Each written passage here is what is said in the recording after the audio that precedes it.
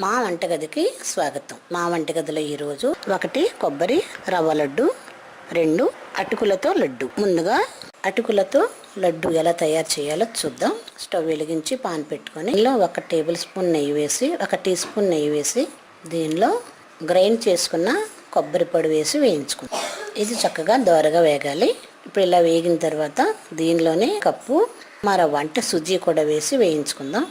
ఈ రెండు కలిసి బాగా దోరగా వేగిన తర్వాత స్టవ్ ఆఫ్ చేసుకొని దీన్ని కూడా ఒక బౌల్లో తీసుకుందాం.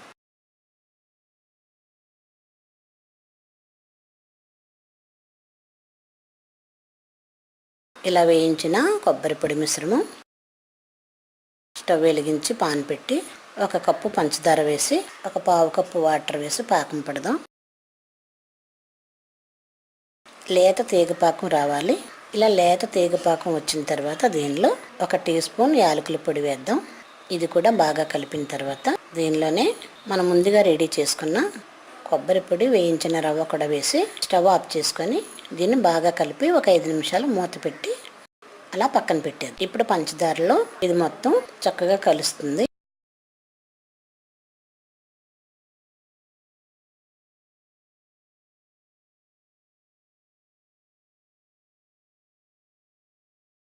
ఇది చల్లారిన తర్వాత మనం దీన్ని తీసి మనకు కావలసిన సైజులో లడ్డూలా చుట్టుకుందాం.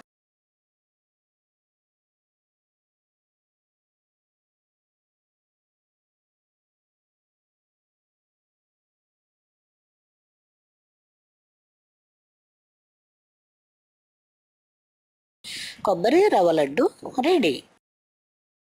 స్టవ్ వెలిగించి పాన్ పెట్టుకొని దీనిలో 1 కప్పు అటుకులు వేసి దోరగా వేయించుకుందాం.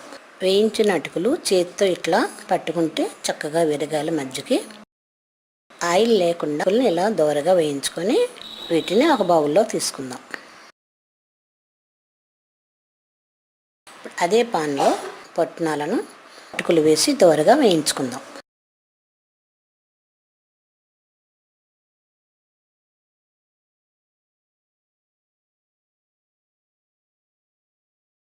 మిక్సీ జార్లో వేసి పౌడర్లా చేసుకుందాం. ఇది అలా పౌడర్లో చేసిన పుట్నాల ఒక బౌల్లో వేసుకొని ఇదే మిక్సీ జార్లో వేయించుకున్న అటుకులు కూడా వేసి పౌడర్లా చేద్దాం. ఇదే బౌల్లో వేసుకుందాం. ఇప్పుడు దీనిలో ఈ రెండు బాగా కలిసిన తర్వాత దీనిలో మన స్వీట్కి సరిపడా అంటే పంచదార పొడి కూడా వేసి బాగా కలుపుదాం. ఇది అలా కలుపుగా వచ్చిన మిశ్రమం. ఇప్పుడు దీనిలో 1/2 కప్పు నెయ్యి బాగా కాచి చల్లారిన తర్వాత ఈ పౌడర్లో వేసి బాగా కలిపి లడ్డూలా చుట్టుకుందాం.